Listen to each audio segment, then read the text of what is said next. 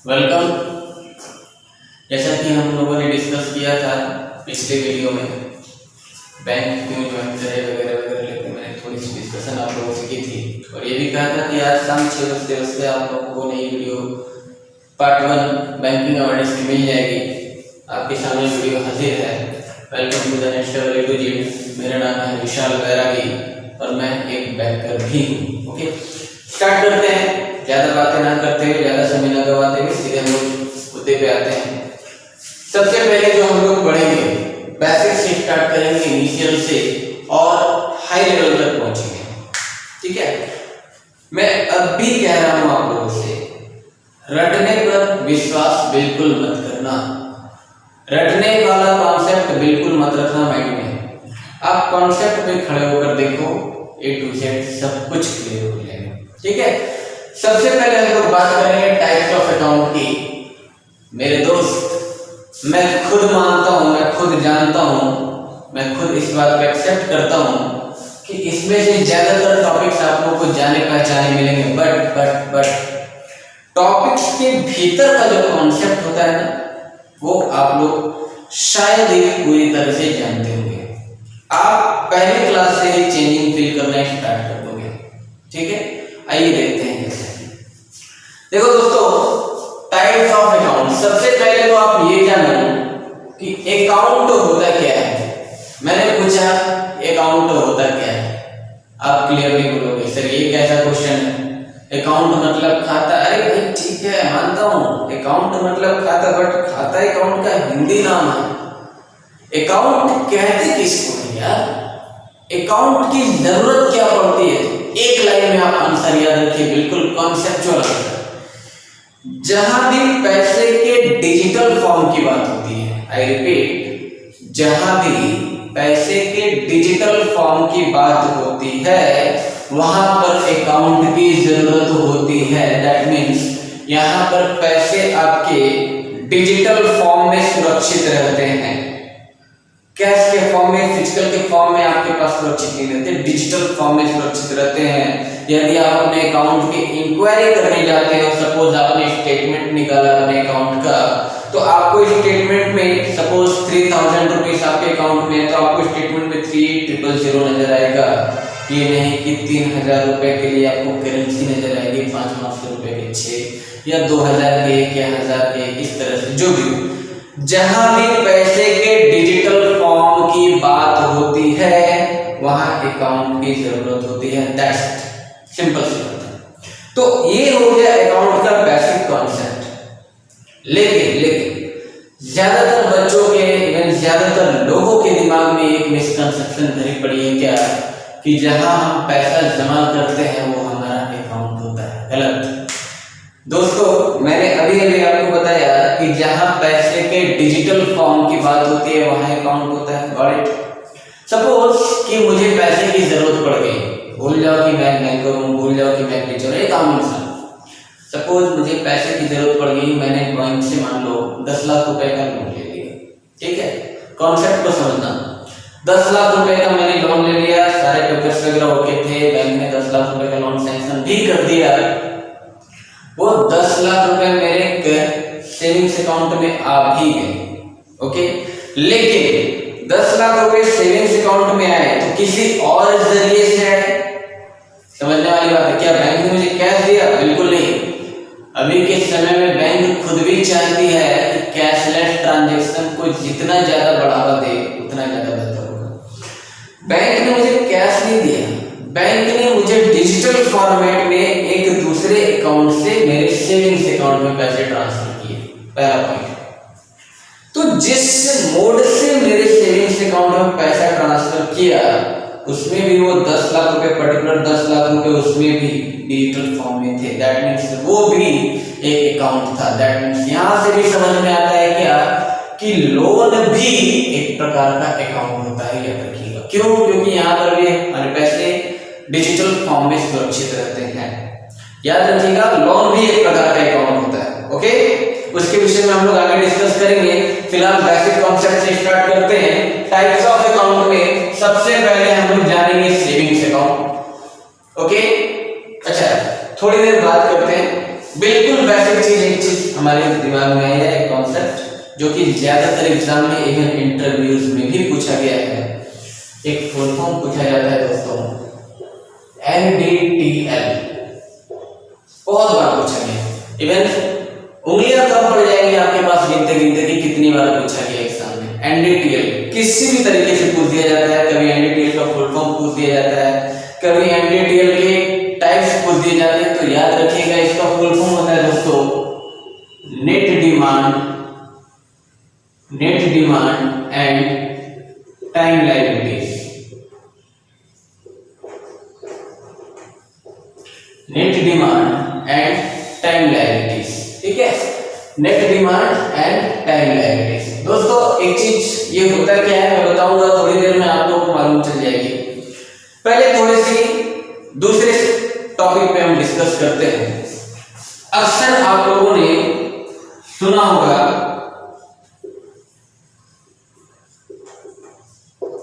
Liabilities, ठीक है, एक टर्म होता है दोस्त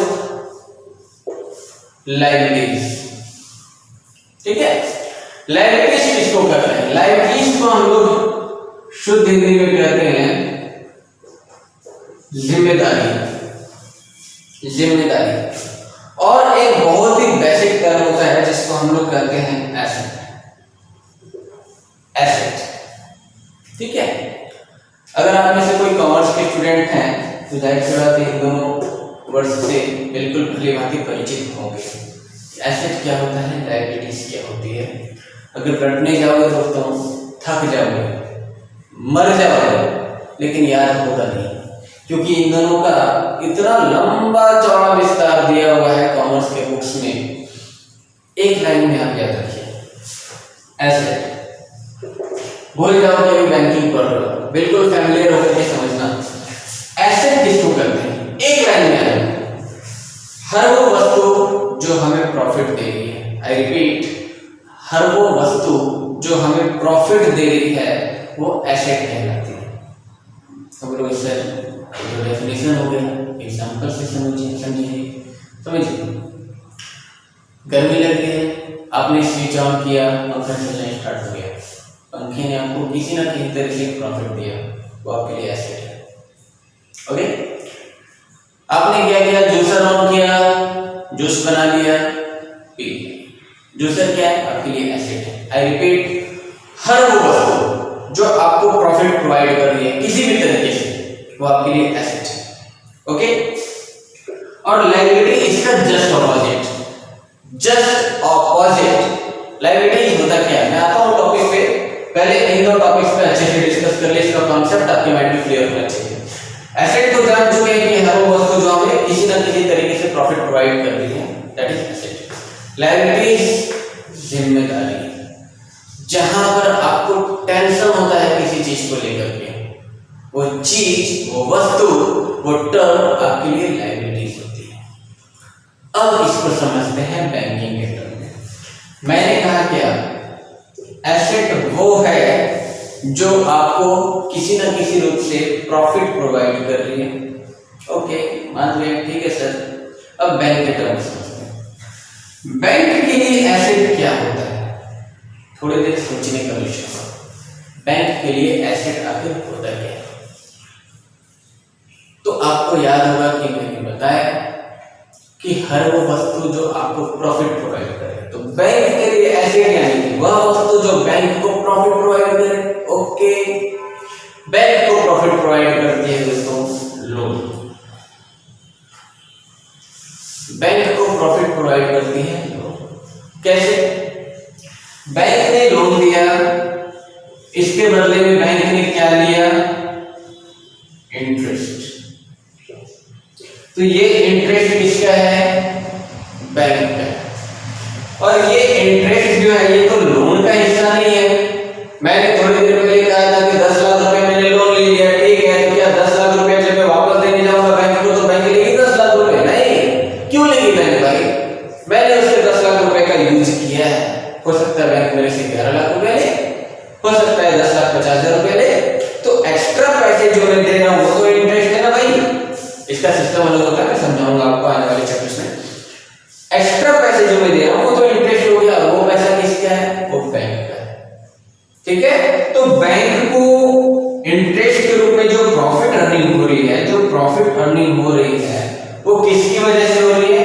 लोन की वजह से हो रही है। तो लोन क्या हो गया बैंकों के लिए? लोन हो गया बैंकों के लिए एसेट। ओके, चलिए अब लायबिलिटीज समझते हैं। अब लायबिलिटीज को समझते हैं। लायबिलिटीज कहते हैं जिम्मेदारी। जरूरी नहीं है कि देश में जितने भी लोग हैं वो सब के सब लोन ले ही ले। कई लोग ऐसे भी होते हैं जिनको लोन लेने की आवश्यकता नहीं पड़ती, और कई लोग ऐसे भी आज के देश में, आज के समय में, हमारे देश में, जो लोन लेने से डरते भी हैं। खैर वो बात की बात है।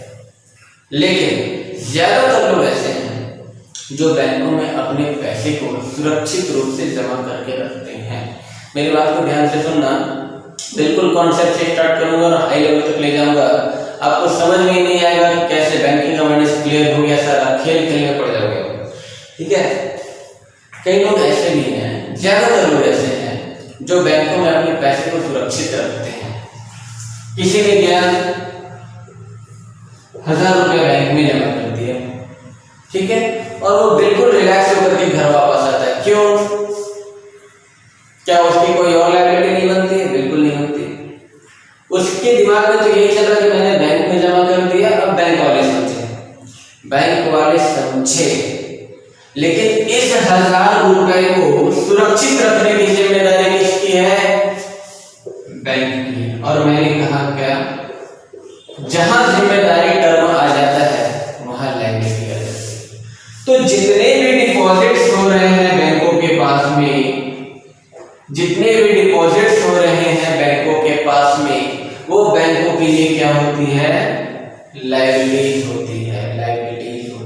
आई रिपीट, जितने भी लोन बैंक प्रोवाइड कर रहा है वो बैंकों के लिए है एसेट, और जितने भी डिपॉजिट्स आ रहे हैं बैंकों में वो बैंकों के लिए क्या है?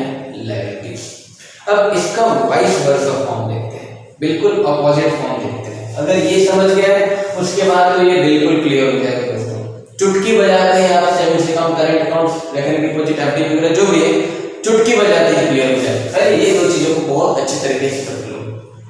मैंने क्या कहा कि जितने भी लोन बैंक्स प्रोवाइड करते हैं वो बैंकों के लिए एसेट है, और जितने भी डिपॉजिट्स बैंकों में आते हैं वो बैंकों के लिए लायबिलिटीज है। क्यों? क्योंकि डिपॉजिट्स को सुरक्षित रखना बैंक की जिम्मेदारी है, और जहां जिम्मेदारी टर्म आया, अब आपके माइंड में क्लिक करना चाहिए, जिम्मेदारी मतलब लायबिलिटीज। अब इसी का वाइस वर्सा फॉर्म देखते हैं। सपोज कि मैं एक बैंक हूं, मैंने किसी को लोन दिया, ओके, मैंने मान लो किसी XYZ पर्सन, XYZ इस नाम के पर्सन को लोन दिया। कितना लोन दिया? सपोज 5 लाख रुपीस मैंने लोन दे दिया उसे, ओके, 5 लाख रुपीस मैंने लोन दे दिया किसी XYZ पर्सन को, मैंने दे दिया। मुझे इससे क्या मतलब है? एसेट से मतलब है, 5 लाख रुपीस से, बिकॉज मैं तो बैंक हूं ना, पब्लिक तो ये है ना XYZ, मुझे मेरे लिए ये 5 लाख रुपीस एसेट है। लेकिन इसी के अदर हैंड में देखते हैं, ये XYZ पर्सन 5 लाख रुपीस ले तो लिया है, लेकिन इस 5 लाख रुपीस को सुरक्षित रखने की जिम्मेदारी किसकी है? इसी पर्टिकुलर पर्सन की, इसी पर्टिकुलर पर्सन की। तो ध्यान दीजिए, बैंक के लिए जो एसेट है, आई रिपीट, बैंक के लिए जो एसेट है, आम पब्लिक के लिए वही चीज क्या है? लायबिलिटीज। बैंक के लिए जो एसेट है, आम पब्लिक के लिए वही चीज लायबिलिटीज है। और इसका दूसरा फॉर्म ये है कि बैंक के लिए जो लायबिलिटीज है, आम पब्लिक के लिए एसेट है। कैसे? अभी भी हम लोग जानते हैं कि बैंक के लिए लायबिलिटी होती है जितने भी डिपॉजिट्स बैंक एक्सेप्ट करते हैं, ओके, लेकिन डिपॉजिट आप क्यों एक्सेप्ट करें भाई? बैंक डिपॉजिट क्यों लेंगे? बैंक हमारा होगा, आप खुद ही बैंक में क्यों पैसे डिपॉजिट करोगे? सिंपल सी बात है, आप बैंक में डिपॉजिट करोगे क्यों? अगर मान लो मैंने आपसे डायरेक्टली क्वेश्चन किया कि बैंक में आप क्यों पैसे डिपॉजिट करोगे, तो आपके पास सबसे पहला आंसर क्या होता है? यार बैंक तो अच्छा खासा इंटरेस्ट देती। इंटरेस्ट वह पर मिलता है, डिपॉजिट से ज्यादा मिलता है। आपने 1000 रुपये डिपॉजिट करा, एक साल के बाद आपने देखा कि 1000 रुपये मेरा 1010 रुपया हो गया, तो वो जो 10 रुपया एक्स्ट्रा है वो क्या है, वो आपका प्रॉफिट है, और जहां प्रॉफिट है वो एसेट है। आपने डिपॉजिट किया, वो बैंक के लिए लायबिलिटी है, यहाँ तक तो समझ में आ गया। लेकिन डिपॉजिट में आपको 10 रुपये प्रॉफिट आया, तो वो 1000 रुपया पर आपको 10 रुपये प्रॉफिट आया, 1000 रुपया पर आया, तो वो 1000 रुपया आपके लिए एसेट है। आई थिंक मेरी बातें आप लोग समझ रहे होंगे। अगर नहीं समझ में आया तो कमेंट सेक्शन में कमेंट करना, मैं और भी बेहतर तरीके से आप लोगों को क्लियर करूंगा, ठीक है। तो लायबिलिटीज जो बैंकों के लिए लायबिलिटीज है वो पब्लिक के लिए एसेट है, and vice versa is also true. इस बात को कॉपी में नोटबुक में सबसे ऊपर लिखना मेरी तरफ से कि जो बैंकों के लिए लायबिलिटीज है वो पब्लिक के लिए एसेट है, and vice versa is also true. That means जो बैंकों के लिए एसेट है वो पब्लिक के लिए लायबिलिटीज। यहाँ तक बिल्कुल बात क्लियर है। अब हम लोग आते हैं वापस अपने मेन टॉपिक पर, सेविंग्स अकाउंट, करेंट अकाउंट, ये सब हम लोग जानते हैं। तो चलो दोस्तों एक एक करके जानते हैं हम लोग सेविंग्स अकाउंट। एक चीज याद रखना हमेशा, ज्यादातर बच्चे फंसते इसमें इंटरव्यू में, ज्यादातर लोगों की जुबान में रहता है सेविंग सेविंग सेविंग। भाई मेरे दोस्त, मेरे बंधु, सेविंग करके कोई वर्ड होता ही नहीं है। आपसे कई बार इंटरव्यू में पूछा जाता है कि सबसे कॉमन अकाउंट कौन सा है, आप बोल के आ जाते हो सेविंग अकाउंट, और वहीं से एलिमिनेट हो जाते हो। आपको इंटरव्यूअर्स भी नहीं बताते हैं कि आपको क्यों छांटा जा रहा है एग्जाम में। अब बाद में आकर के फिर वही वैसे ही लोग चिल्लाते हैं कि देश में करप्शन बहुत ज्यादा बढ़ गया। सेविंग करके कोई वर्ड है नहीं। सेविंग्स का मतलब होता है बचत, याद रखिएगा, बचत। इंटरव्यूअर आपके एक एक वर्ड, इवन एक एक स्पेलिंग की जांच करते हैं कि आप क्या बोल रहे हो और क्यों बोल रहे हो। सेविंग करके कोई अकाउंट नहीं होता है दोस्त, सेविंग्स होता है। सेविंग्स कहने का मतलब बचत का। तो सेविंग्स अकाउंट एक एक करके पॉइंट आउट करते जाइए, नोट करते जाइए कि सेविंग्स अकाउंट होता क्या है, क्यों लोग खोलते हैं, इसके पीछे सबसे पहला पर्पस है, कैसे लोग खोलते हैं सेविंग्स अकाउंट, पहले ये जानिए। हर वो इंसान जिसकी कुछ थोड़ी बहुत अर्निंग हो और जो अपनी इस अर्निंग में चाहते हैं इस अर्निंग में से कुछ पैसे सुरक्षित रहे और इसमें से कुछ इंटरेस्ट भी बेनिफिट के रूप में हमें अर्न हो, वो लोग सेविंग्स अकाउंट खोलते हैं। पहला पॉइंट है, ठीक है। तो सेविंग्स अकाउंट कौन खोलते हैं? एनीबॉडी, कोई भी खोल सकते हैं सेविंग्स अकाउंट। हर वो पर्सन जो कुछ ना कुछ अर्निंग करता हो और अपने अर्निंग का कुछ हिस्सा सेव रखना चाहते हो फॉर फ्यूचर पर्पस, ठीक है। दूसरी बात,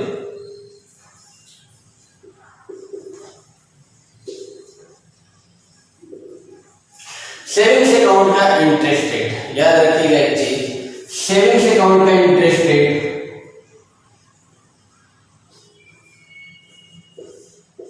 मैक्सिमम इसी विंडो के बीच में रह सकता है, 4% से 4.5%। मैं ये नहीं कह रहा कि 4% से स्टार्ट हो सकता है। रिजर्व बैंक ऑफ इंडिया ने एक गाइडलाइन बना रखी है कि सेविंग्स अकाउंट का इंटरेस्ट रेट इस विंडो से अबव कभी नहीं दे सकता है। 4.5% से अबव कोई भी बैंक नहीं दे सकता, याद रखिएगा।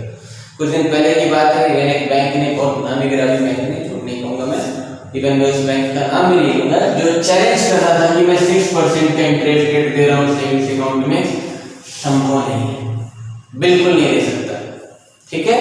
आप रिजर्व बैंक ऑफ इंडिया का सर्कुलर डाउनलोड करके पढ़ें, उसका नोटिफिकेशन पढ़ें तो आपको समझ में आएगा कि सेविंग्स अकाउंट का जो इंटरेस्ट रेट है वो 4% से 4.5% के विंडो के बीच रह सकता है। दैट मीन्स 4% से कम हो सकता है, ये मंजूर है, लेकिन 4.5% से ज्यादा नहीं हो सकता, किसी भी कीमत पर नहीं हो सकता। अभी की बात बता रहा हूँ, कोविड एरा में इंटरेस्ट रेट कम हुआ है सेविंग्स अकाउंट का, इवन सारे अकाउंट्स का इंटरेस्ट रेट कम हुआ है।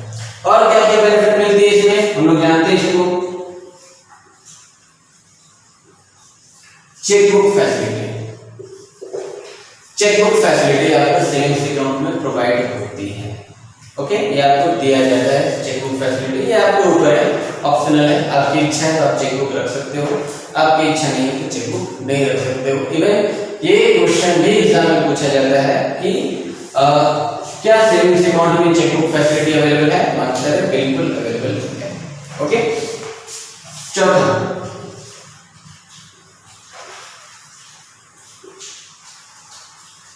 डेबिट कार्ड भी आपको प्रोवाइड किए जाते हैं, ठीक है। घबराना नहीं दोस्त, चेकबुक को लेकर के अलग से मैं चैप्टर आप लोगों को बताऊंगा। अभी तो बिल्कुल इनिशियल स्टेज पे, अभी बिल्कुल बेसिक क्लियर कर रहा हूं मैं आप लोगों को। धीरे धीरे जैसे जैसे क्लास बढ़ेगी आप लोगों को बहुत कुछ जानकारियां मिलेंगी। डेबिट कार्ड याद रहे, डेबिट कार्ड को ज्यादातर लोग मोटा भाषा में एटीएम चिल्लाते हैं, जो कि एटीएम का रियल मीनिंग है। एटीएम क्या है? एटीएम एक प्रकार का सिर्फ मशीन है, ऑटोमेटेड टेलर मशीन इसको कहते हैं, ठीक है। और एक टर्म होता है दोस्तों प्लास्टिक मनी,